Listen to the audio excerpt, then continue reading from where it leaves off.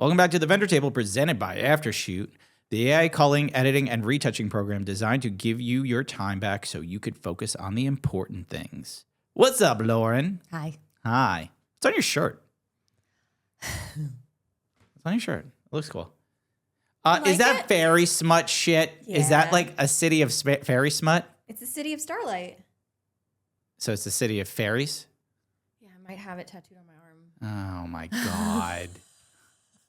You have fairy smut tattooed on your arm? Really? There's the 3 mountains right there. Oh my God. Oh my God. I feel like, all right, here's my take with fairy smut. Okay. Oh, because we asked for that. I think we all want my opinion on this. Okay. Define where every female that loved fairy smut now, were you like obsessed with Twilight back in the day? Yeah. And Harry Potter at some point? Okay. So you just now evolve. Like, did you get into, what was that show? True Blood? Yeah. Okay. And now it's True Blood, Vampire Diaries. Now it's fairies fucking? Yeah. Okay. It's not just fairies, though. Shadow daddies? It's fairies. There's fae. There's difference. What the fuck's a fae? Well, fae generally have like really sharp pointy teeth, pointed ears, and they're like kind of actually scary. Yeah, I was going to say, how is that attractive? Because it is. So you want a sharp teeth, like fucking demon shit? Nah. Well, now we're not talking about you want to talk about demons? Even better. Okay. And does Resand protect you? Is that how it works? He's the most powerful High Lord. Zayden Ryerson? Yeah, he's a shadow daddy too. Okay. He's got a dragon though. He's got a dragon. He rides around on a dragon. Yeah, her name is Sigale. She's blue. It's Game of Thrones. It's Game of Thrones. Essentially like Game of Thrones. I mean, not written as well. Okay. It's definitely entertaining and like same kind of stuff. Lots of battling, a lot of like dark shit. Okay. It's not all smut. It's very good. So A lot of guys read it too. All right. It's not just fucking for 400 pages. No. Gotcha. Okay. If you want those recommendations, I can give those to you. All right. I have those too. All right. Like, Follow me on Goodreads. All right. Yeah. Listen. Thank you for your genuine interest. I'm just trying to understand your interests at times. But like you hate my interests. So I mean like you're What, like gaming? golf. That's not an interest. Fuck you. Fuck you. It's not even a sport. Fuck off. Fuck off. It's a beautiful sport. Gaming though, love that. Yeah? Yeah. Okay. I have a PS4. Okay. A little behind the times, but you're okay. Yeah. It's fine. I can't afford the new stuff. I have a PS5. I've been showing Patrick how to play Spyro the Dragon. Okay. Great game. Great game. Classic. Haven't played it in a long time, but great game. I don't play a lot of games anymore. As much as I'm a gamer, and I'm a gamer at heart, I don't play much anymore. You're a busy man now. I'm very busy. I know. If I want to like settle, and you know what's funny though? Now I'm so old. Like if I go to play a game, I get smoked by like 17-year-olds now, and I'm like, wow, this is what happens. You get old and you suck. That's That's true. It's fine. I mean, we're getting older in the industry. Oh no, why are we talking about that? I don't know. Why did I just shift into that? Why did you do that? Listen, I'm not aging out. My back is hurting right now. And it's like, I'm just about to go into my season. Why is my back hurting? I saw a thread actually where it was definitely so clickbaity. It was just like, do you think that 50-year-olds should still be shooting weddings? Yeah, why not? Why not? Why not? Like, yeah, we make jokes about how like we're getting old and we'll age out because our bodies are breaking and our bones are made of glass and our skin is made of paper, but whatever. You still have a passion for it. You're going to do it for as long as you can. I think if you're still connecting with your clients and like putting out good work and you're still feeling like this is for you and you have a passion for it, why would you stop? Yeah, I think they're probably saying like if you're not relating to your clients anymore, that's a different story. Like if you stop relating to your clients and like you're losing the love and the passion for it, then yeah, I think it's time to stop. But fuck yeah, but like Gen X and millennials are pretty chill with each other, right? I think millennials, Gen X, like we're down. Yeah. So I mean, I love millennials are still getting married. all my couples are Gen Z. So I mean, now they're all Gen Z. So and I feel like I relate really well to them. I don't think we're too cringe. No, sometimes you know what when you get cringe is when you quote movies and they're like, I wasn't born yet, and I'm like, oh, bro. Yeah. Like I quoted the Mighty Ducks, like make a flying. I know.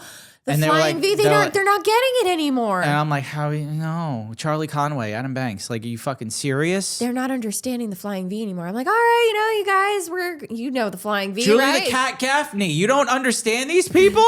And they're all just like, no. I'm like, what? It's like, just make a V, you assholes. Well, speaking of Gen Z. Oh, God, Gen Z. Well, all right.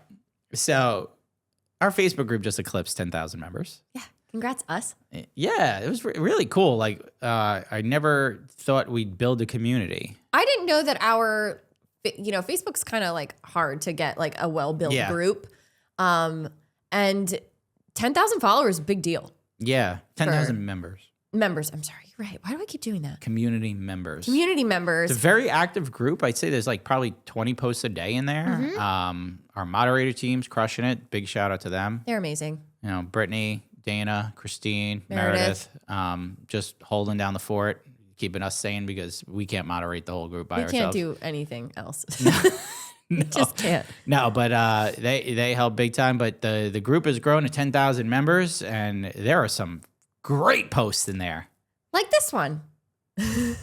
So to preface, it said, this morning I was feeling down about how hard it is to get Gen Z to respond. So I asked ChatGPT to help write an email response to use. 10 out of 10 going to use. Mike, you want to kick this off? Yeah. So this is from Shayna. Shayna. Okay. Shayna Blackburn. Here's the subject line. Bet. Let's make your wedding iconic. Sparkles emojis. Right.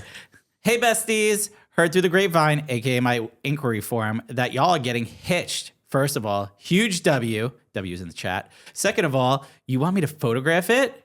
Like Mimi? Plus, my ego, please. My ego is floating away. Except it's like pulls. Bliss.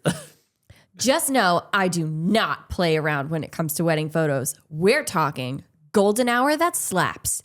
Candid so good they cure generational trauma. Grandma wiping a tear equals captured in 4K.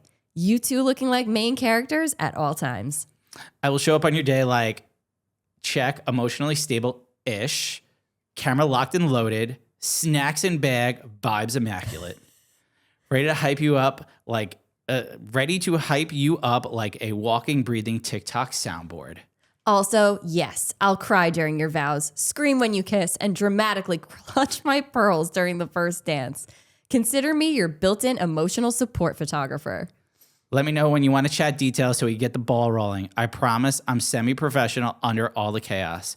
Peace, love, and centerpieces. With a flying dove emoji. Your future wedding BFF meme curator vendor group chat MVP. Located in city. Will travel if there's cake.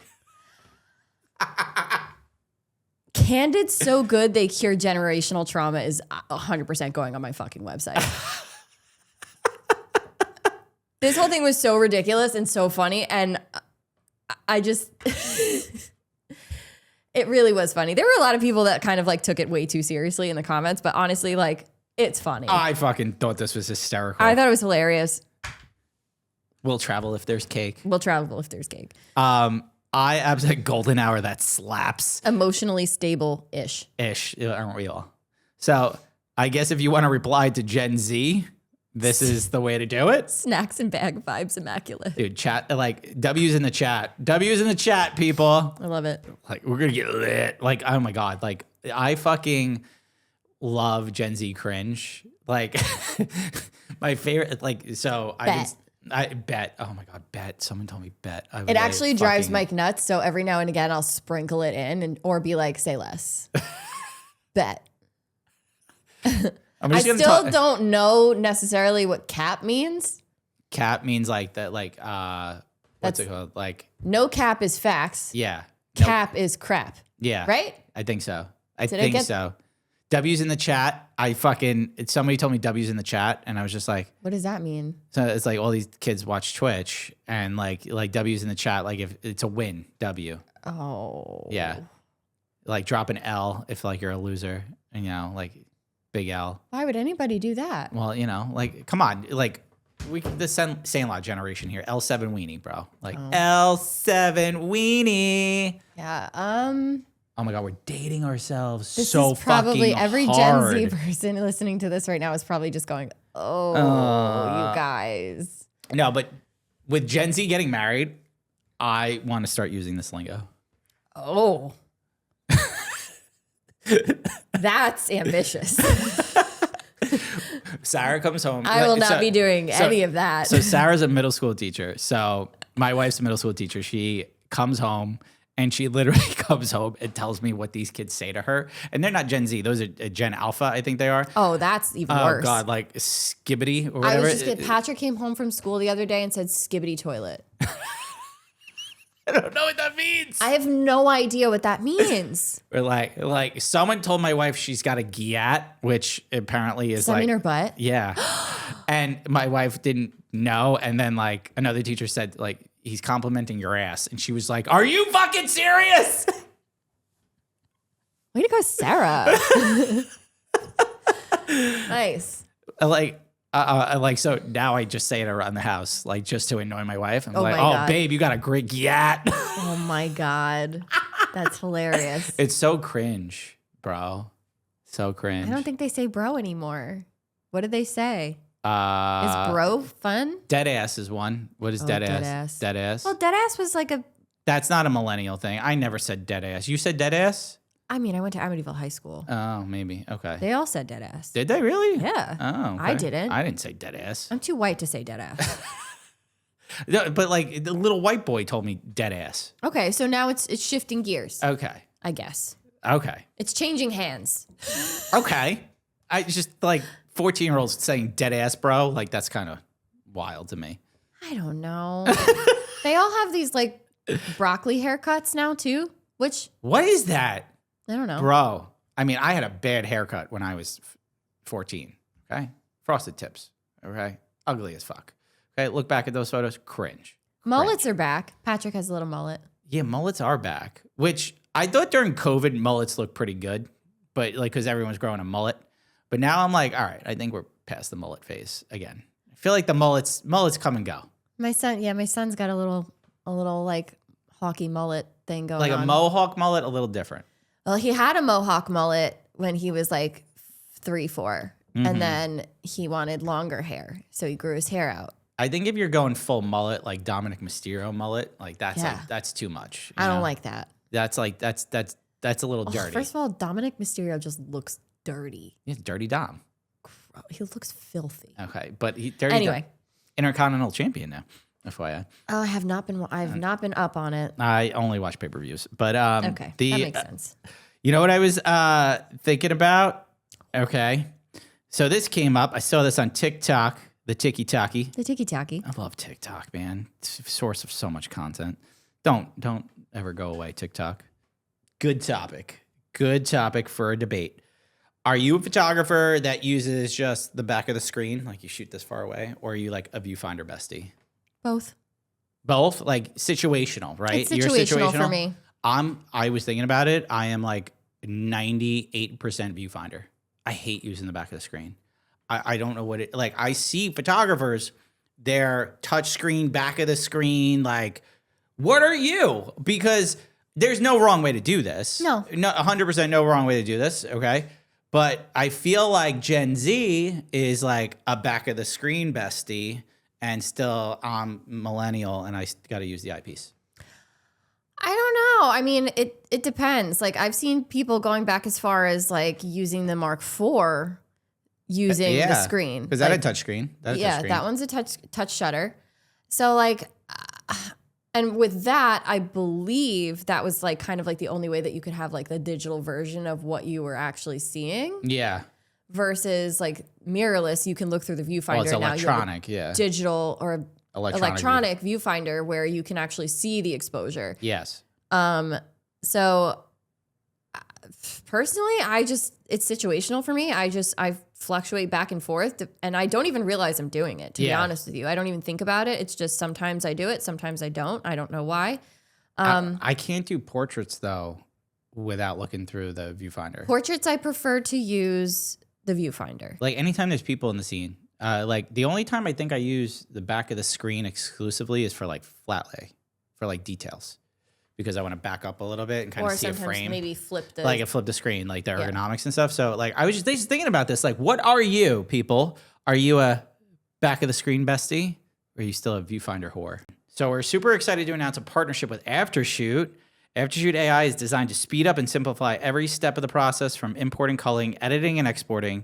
Aftershoot truly changed the game for us as wedding photographers. I love Aftershoot. Isn't it so great? Yeah, culling is super easy. Editing is super easy. You train your own profile based on the way that you edit. It's so good. You know what my favorite part is? What is it? Unlimited edits. Isn't that great? Like, it's just you pay one price per month or per year. You're locked in. Amazing. Edit as much as you want on the go. Like you could be on an airplane and it works. Okay, I changed my mind. That's the best part. Like love that. Like you be on the go. You don't need internet to work the program. It is so simple, so easy to use. And it's incredible. And I think you guys should try it out. You can cull thousands of photos in minutes with AI that helps identify the best selections. Build an editing profile based on the way that you edit, or you can even select one from top industry pros. Export right into Lightroom, Capture One, or Bridge for fast and accurate results. So with an Aftershoot subscription, you get an all-in-one AI assistant that can cull, edit, crop, straighten, export. And now you could also retouch using it as well. No paying an extra. It's all included. You can try it for free for 30 days using the link in the show notes and use code TVT15 for 15% off a subscription purchase. Wedding vendors. Do you need a contract? The Legal Paige is a legal education platform for small businesses and a contract template shop. They help you get legally legit in minutes. So we're super excited to partner with them. Lauren, I know you've been using them for a long time, and I started using them last year. Damn. Listen, on top of being one of my favorite people in the universe, Paige has created such an amazing resource for wedding vendors. They are the resource for wedding pros looking for full-length contracts, short forms, a la carte clauses. So whether you're a photographer, videographer, planner, florist, DJ, you name it, the Legal Paige is a contract that will make your business legally legit. All contracts have been reviewed and critiqued by industry-leading professionals and come with free future updates made by the Legal Paige's legal team. So Paige also is a retired wedding and family photographer, but she is an attorney, so she has a very unique perspective and expertise when it comes to photography contracts. She offers free education through their blog posts, podcast episodes, and YouTube channel. You know what's super cool about this, Lauren? What? We got a code. I love codes. Right? So you could use code TVT10, and you know what that gets you? 10% off. Anything in the shop. So you want to get your business legally legit? Check out the Legal Paige. You ever just feel like you're playing catch up with inquiries? Nuh-uh. Why not? Because I have HoneyBook. Isn't HoneyBook like the absolute best? Yeah, it's been game-changing for my business. It is like the biggest game changer for wedding creatives, for wedding vendors. You don't understand it until you're in it. Everything is fully automated. You can have the AI like pretty much take care of everything for you and only just personalize everything as you go. Exactly. So like now the second someone inquires, they get automated personalized messages without like lifting a finger. Mm-hmm. That's like the biggest thing for me. I'm getting back to my clients quicker. I'm giving them like personalized responses. You can't beat that with a CRM platform. No, my workflow on the back end has been so much more streamlined since signing up with HoneyBook, I think 4 years ago. It's like having a business partner that just makes you look super professional. And follow-ups handled. You don't even have to think about it. HoneyBook keeps everything running behind the scenes. Which means more book clients without the stress. Honestly, if you're still manually chasing leads, it's time to switch to HoneyBook. Do it. Get your time back, grow your business, start your free trial today with the link in our description. I did see a very interesting TikTok where somebody did raise this question and they were just like asking like, why are people doing this? Like, why are we using the LCD screen? And it's like, oh, why not? I don't know. Like, am I just old and out of touch? And it was like, you don't have to get mad about it. No, I just think like there's no right way to do it. Like the screen is there. But there are so many people who are so butthurt about other people using. Oh, they're old fucks. Let's be real. So silly. Let's be real. Okay, the people that are butthurt about this are It's not the traditional way. Just shut the fuck up. Gives a fuck. Who cares? Like it's fucking the cameras have the technology to do it, so you adapt to it. You fucks. What? I don't get what the big deal is. All right, like it's just it's not the old way. Oh no. It's not the old way. Sad. The old gods and the new. Yeah, well, pretty soon we're all going to be replaced by robots anyway, so Yeah, it won't even fucking matter. Okay, they were probably there was a TikTok I saw.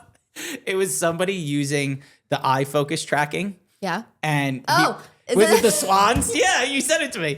He's fucking like, look at this. Cannon's eye tracking. Perfect. Like tracking the swan's eyes, and he's trying to get the heart, right? Like Yeah. it's tracking the eyes all the time. He's like, look at this. Shooting. It's like you barely can see the eye. Tracked it perfectly. And then all of a sudden, birds are getting closer for the shot. Here it is. Where does it focus? On the ass. Butthole. Butthole. Like legitimately, as the perfect shot's coming together, it doesn't focus on the eye. It focuses on the bird's butt. I was fucking cracking up because he was so passionate. It was so good. We have to share that. It was I'll post it to the stories later because it is honestly so funny. It's such an innocent photo too. Like you can tell he's just like, I'm locked in. Butthole.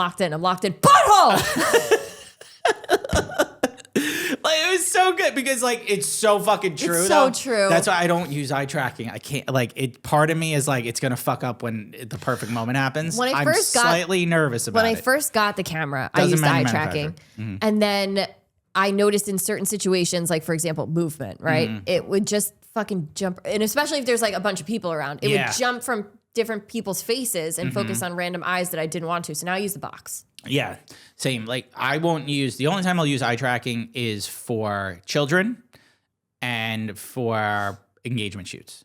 Like especially like, engagement shoots are easy because it's like it's two people, kind of thing. Walking shots like with two people, it's really nice for, and stuff like that. But like for a church ceremony, I think if you're using eye tracking for a church ceremony where they're walking down and there's just people everywhere. The risk of somebody just turning around towards the camera, it might catch their eye, and then you're like, it could be the moment. It could be the butthole moment. Could be the butthole moment for sure.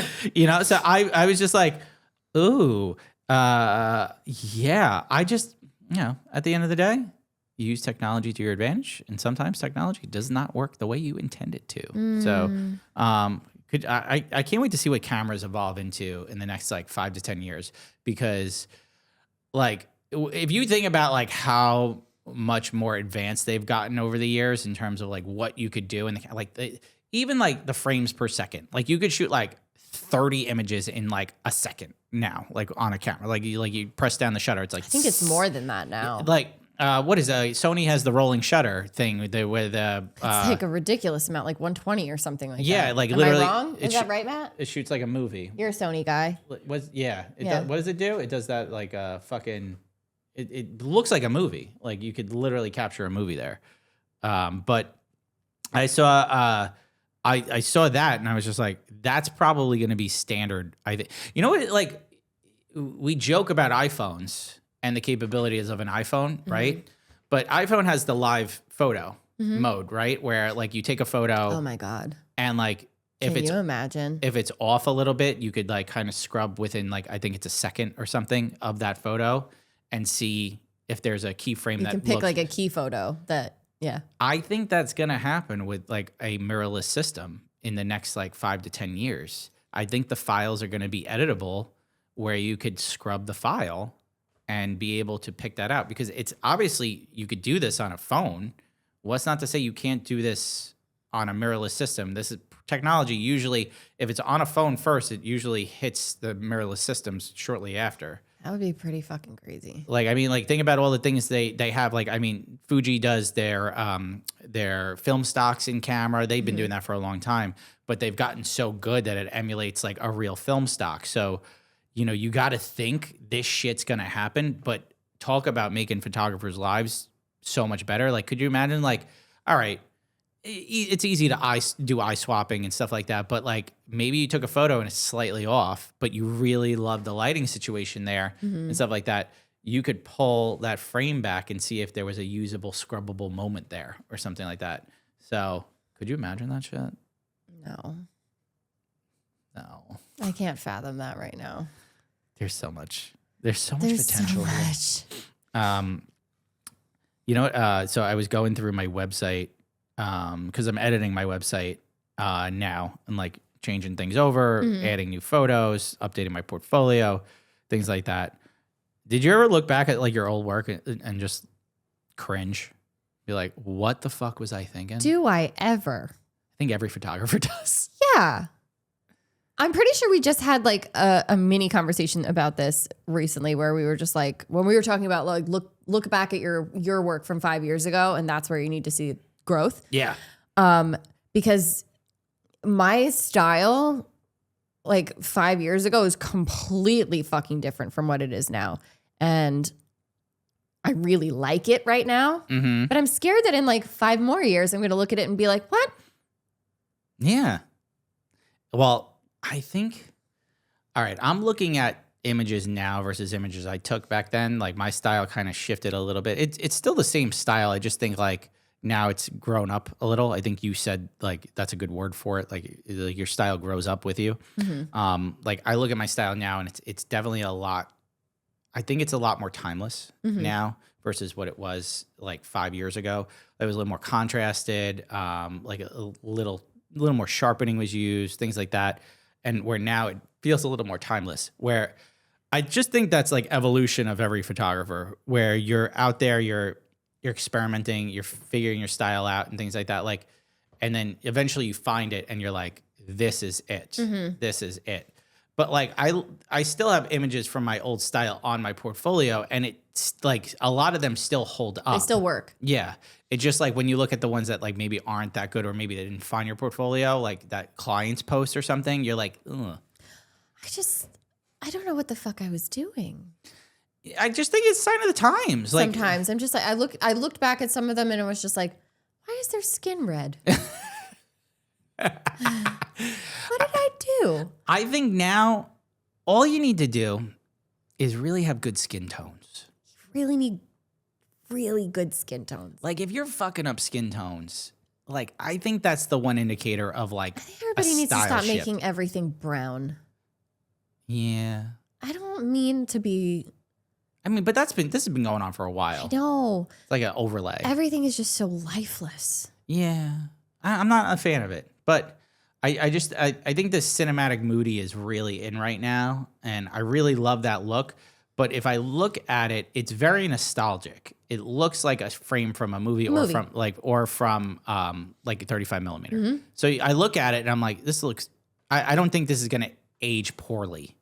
Whereas like I look at some with the muddy browns and like the overlays where they just have like a overall tone, like those aren't gonna age well. I don't think so. And so I just think like, be true to you. Okay, you could try new things, what the fuck ever. Yeah. Okay. Like I think we played with Phil Chester presets. Yes. Okay, I love Phil Chester's presets. They're Great presets. like a lot of just a lot of funky stuff, a lot of film emulations, things like that. We actually use them for the vendor table photos.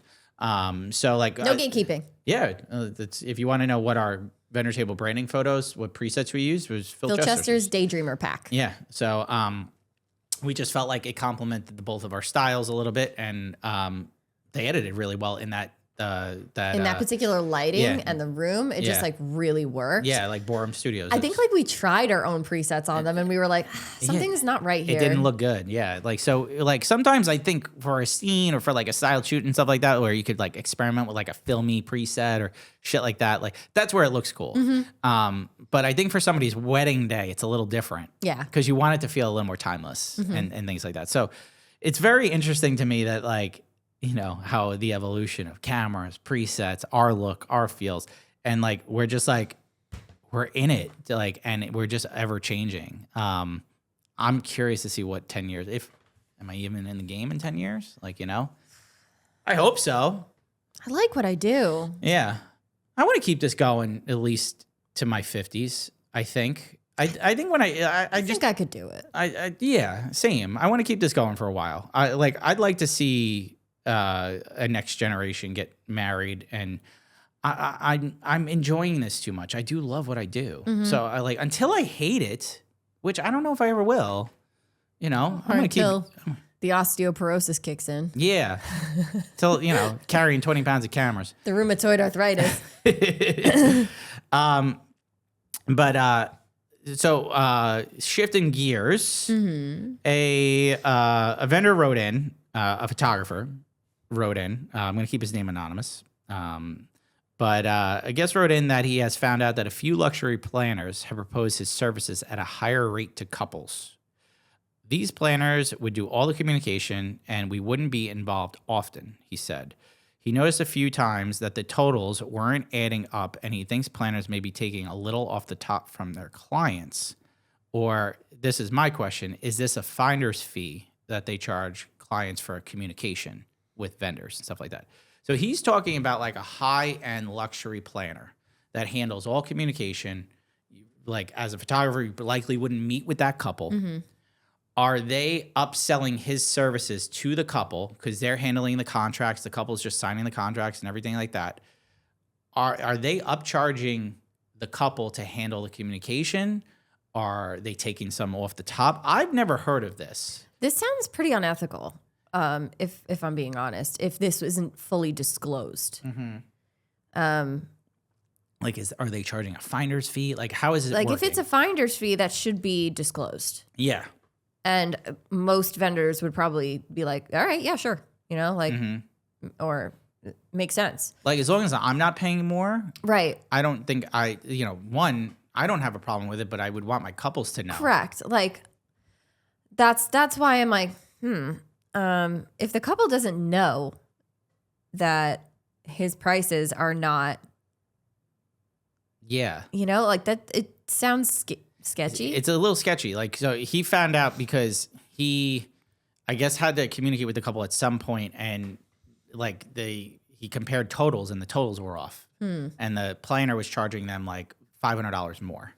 So I feel like that's a little unethical if they're doing that and they're not disclosing that. Yes. So I'm wondering if they're trying to say that's a finder's fee, that's commission, that's like for communication, things like that. It could be outlined in the contract that they have with the planner. Yeah. But planners, are you doing this? Is this something that you do? Is this something like, I'm very curious about this because I've never heard of this happening. I've never seen this happening. I've never heard this happening. And I'm just very curious if this is something that people are fucking doing. Because I don't feel like that's ethical unless the client knows. And we could very well be wrong. Don't know. I don't fucking know. Don't know. I'm not a planner. Yeah. So if this is something that's happening, I mean, obviously to us, it might sound like outlandish or weird, but it could be an industry norm that we just aren't aware of. I feel like that we would know this. I feel like we would. Yeah. Like, have you dealt with this, Matt? Have you ever seen that happen? I've given like finder's fees To planners? I don't know what they're doing in the back end. Like, yeah. The client also has our pricing. Yeah. So it's interesting. Like, I've never had to give a finder fee to a planner because I don't work with planners that I have that kind of relationship with. But because I've had planners like want to like link up, and I said I was just like, I don't want commission from you, and I'm not gonna give you commission. I'll recommend you, but like that's just me personally. Yeah. Like maybe that attitude might change in the next couple of years, but at the same point, like it's a good marketing tactic for anybody, for a vendor, if they're link up with a planner and stuff like that, and like you have finder's fees and commissions and stuff like that. Like I know a lot of vendors that do that. Yeah. Referrals. It's like referrals. Like, But that's between vendor and planner. yeah. So like what we're talking about here is like the client not knowing. not knowing. But that's, again, we don't know if the client knows. Yeah.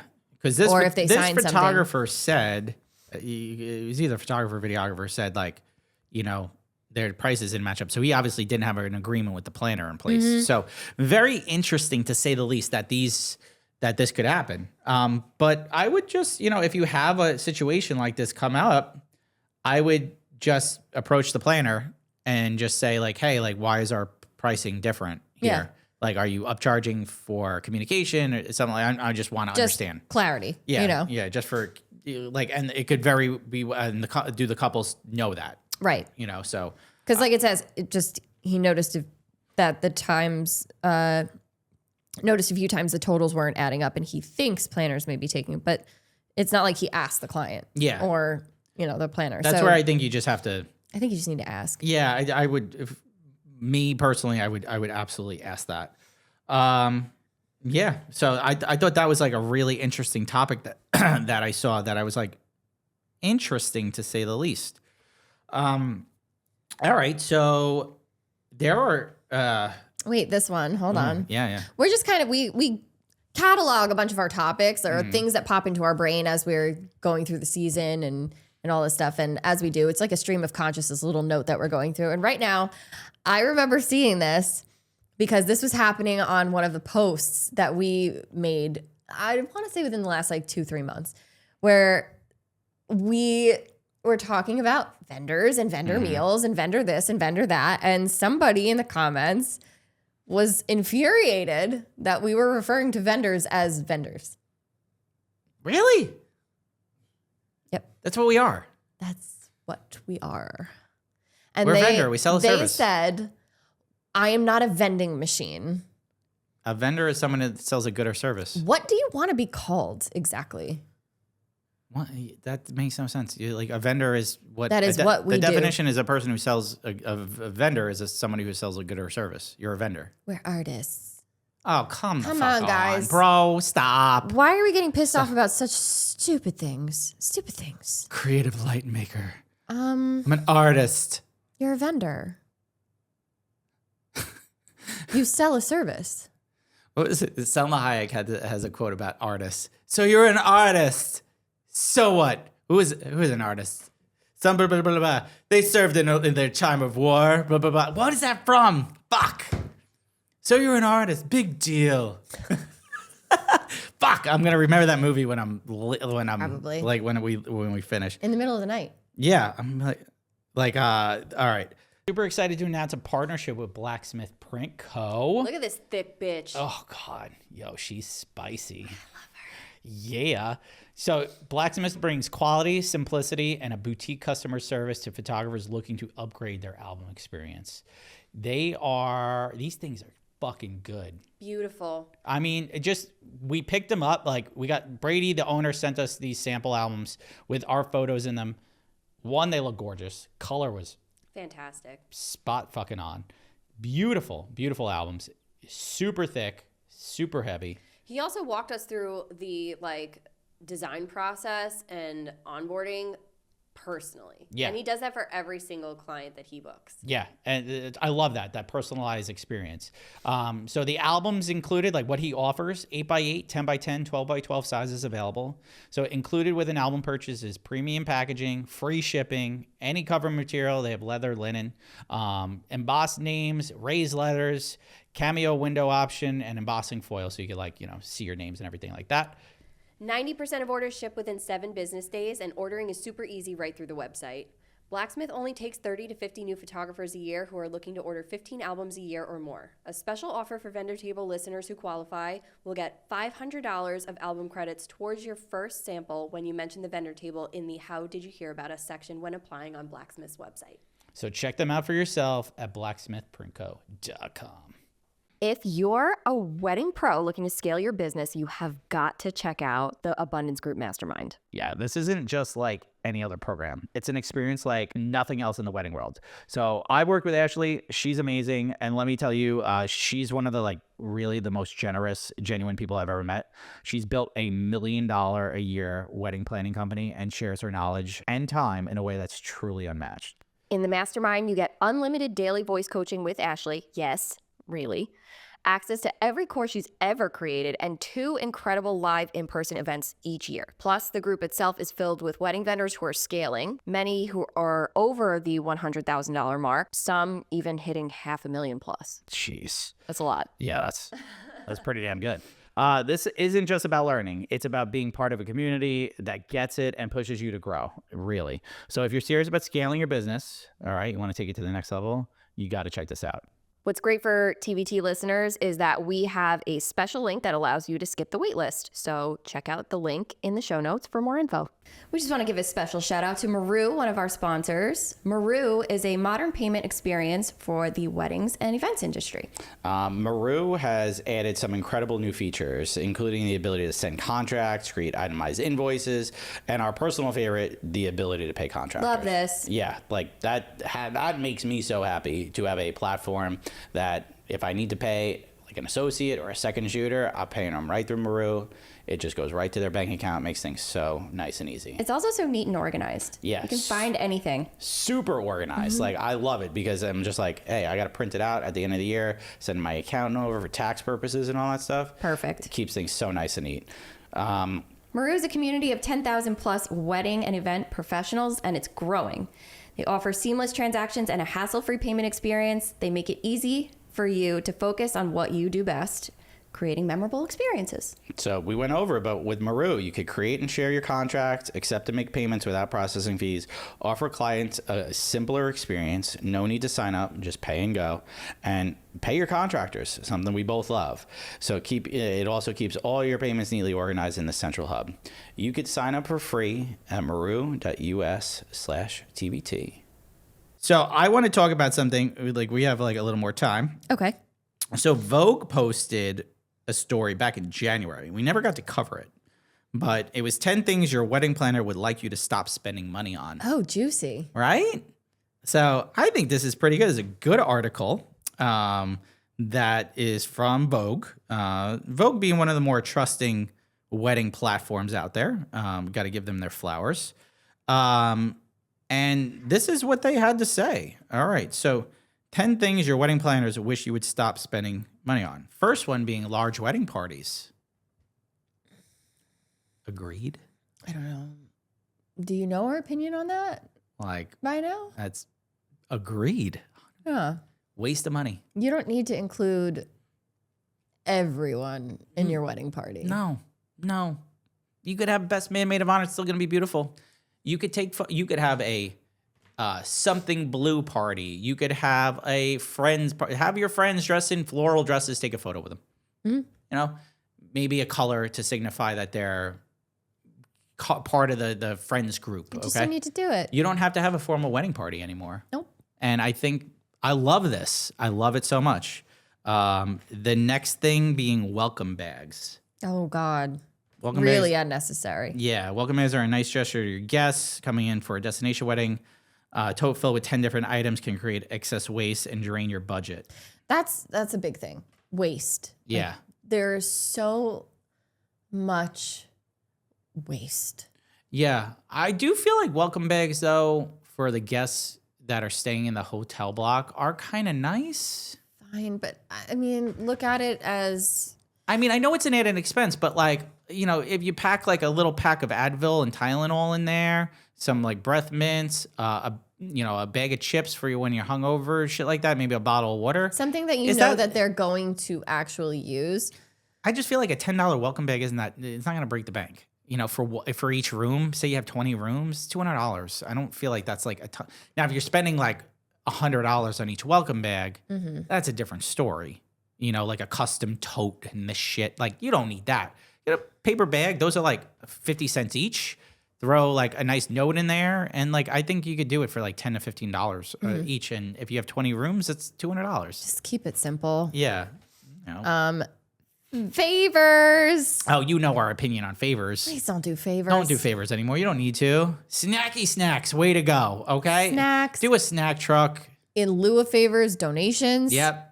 You don't need favors. You do not need favors. 9 times out of 10, people don't even take them off the table. No. They don't even remember to do it. It's not 2014. I gave favors. It was a little stupid bottle opener. It was so stupid. I think we spent like $300 on them too. What a waste of money. What a waste. That could have been like a dinner on my honeymoon, you know, like kind of thing. Such a waste. So I would say get rid of the favors, do a donation if you feel the need to, or if you want to upgrade the experience for your guests, do something like, you know, a snack truck or something like that. Like you could upgrade something with your venue. Upgraded wine selections. No one gives a fuck what kind of wine they're drinking at a wedding. It's free. I'm not a wine drinker, so I could give a shit. But I know you drink wine. I do. Do you care? No. No. And I'm thoroughly prepared to be hungover after a wedding. I'm ready. I'm ready for it. My body's ready. Yeah. You know? You drink a shitty Merlot and have a good time. Don't give a fuck. Yeah.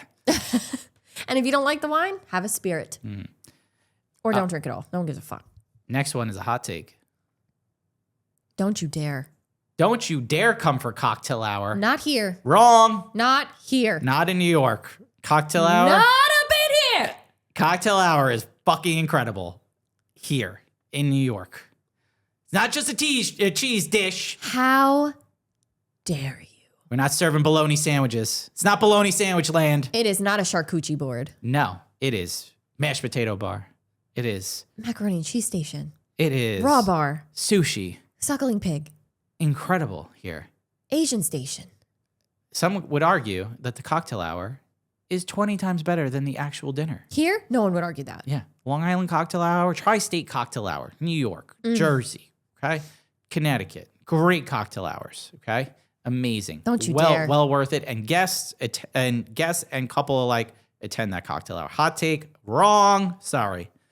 Next one. Champagne toasts.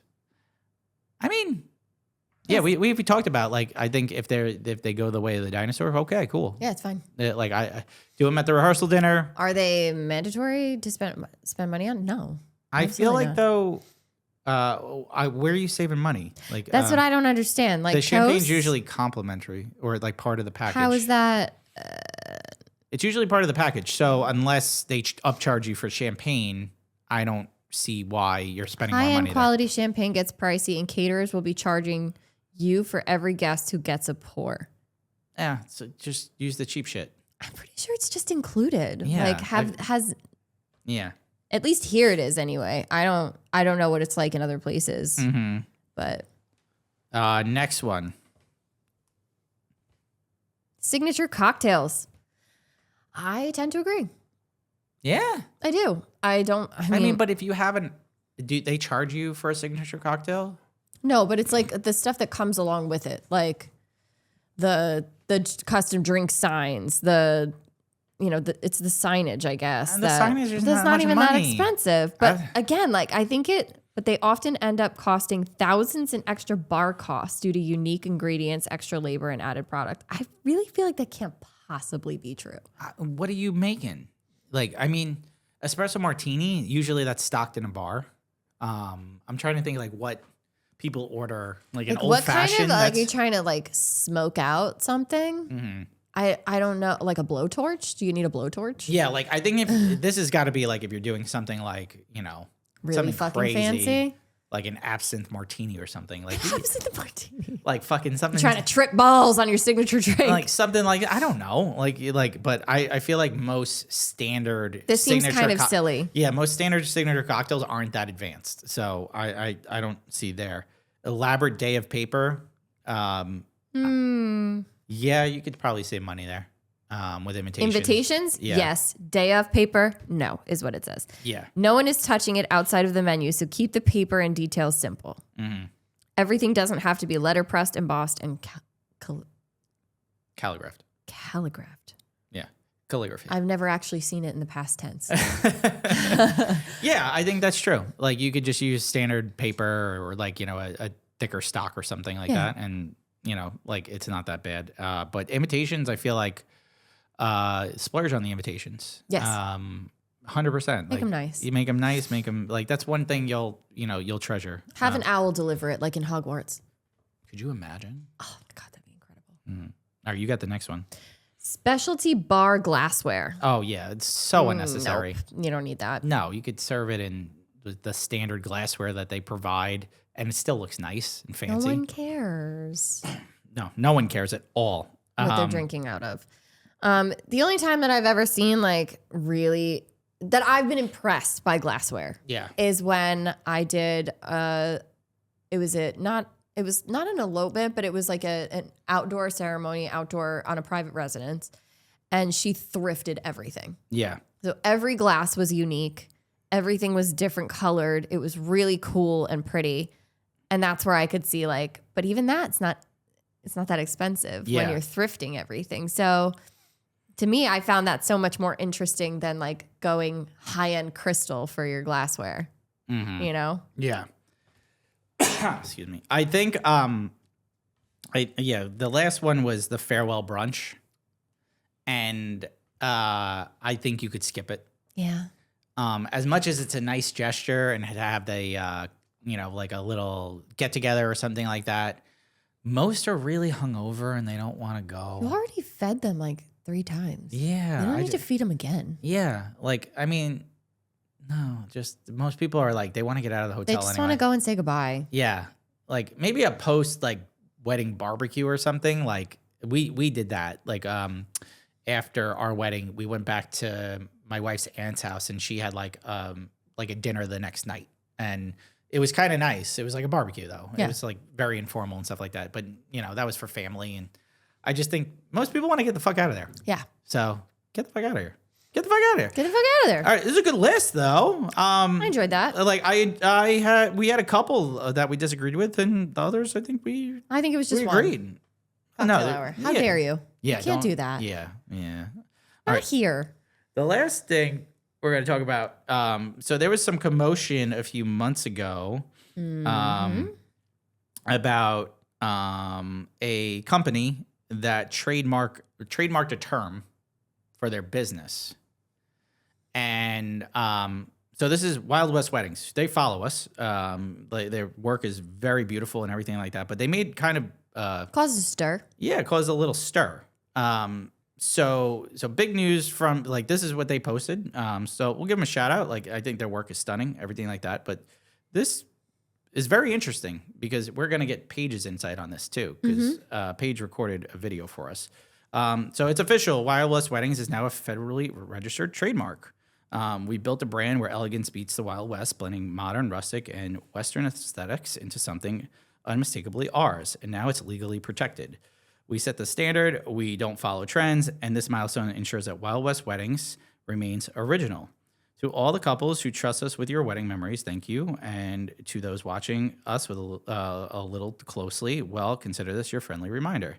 If your business name, branding, marketing materials, or ads use Wild or West in a way that competes with us, mimics our style, or confuses customers, expect a cease and desist.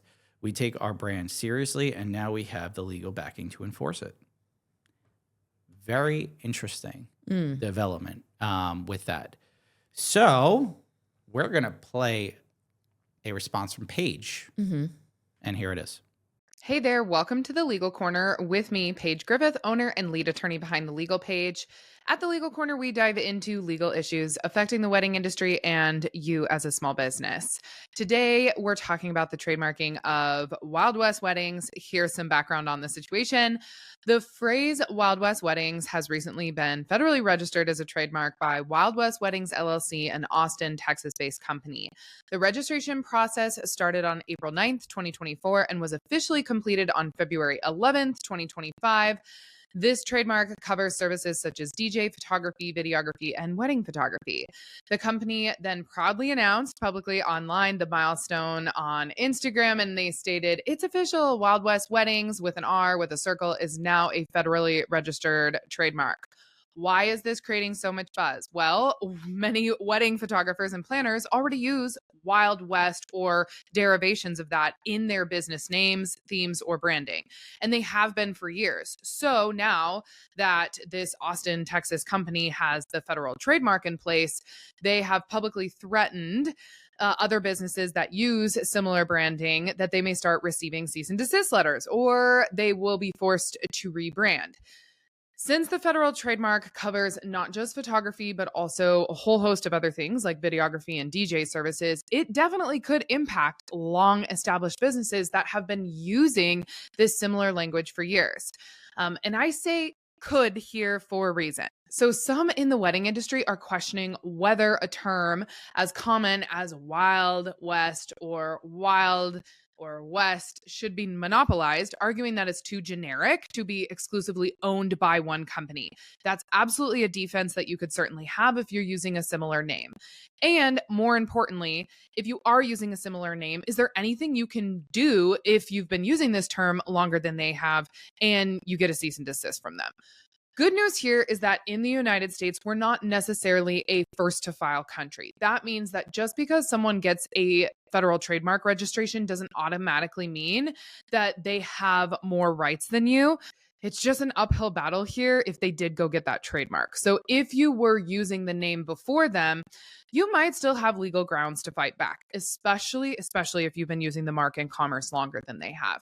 So if you get a CND from them, respond to it, asking what legal grounds they have.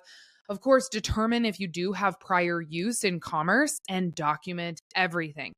And then decide if you want to continue using your brand name, if you want to fight back, or if you do just want to start over and come up with a new business name. Just know that legally opposing an already approved federal trademark application by filing what's called a cancellation once that trademark is registered, or if you have to then go prove prior use and your potential superior rights in court, all of that is very expensive, it's very time consuming, and it's very stressful. You could also attempt to negotiate what's called a coexistence agreement for both you and Wild West Weddings to continue using the name together, coexisting.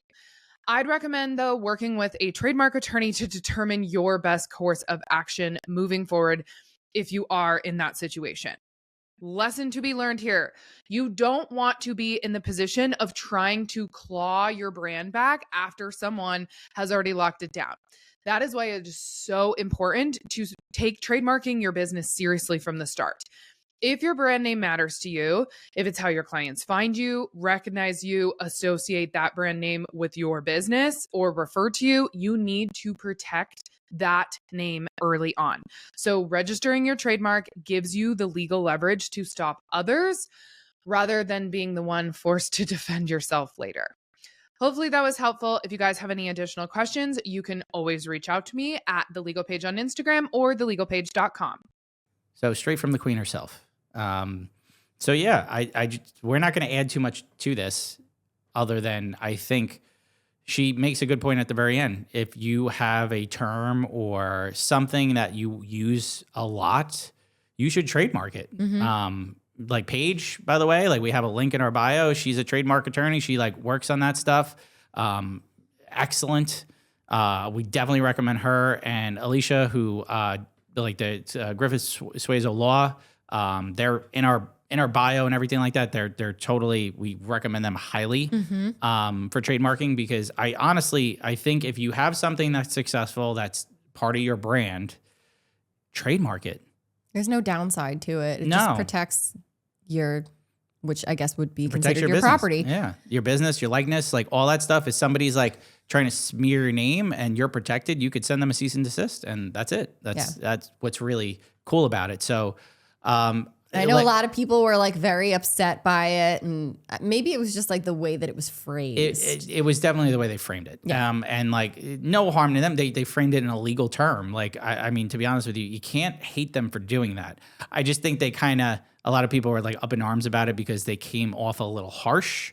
So, but in retrospect, they came off in a legal perspective, and you got to give them credit. They did it the right way. They went about it in the legal process, and we're a country of laws. So you have to respect it. Sorry, guys.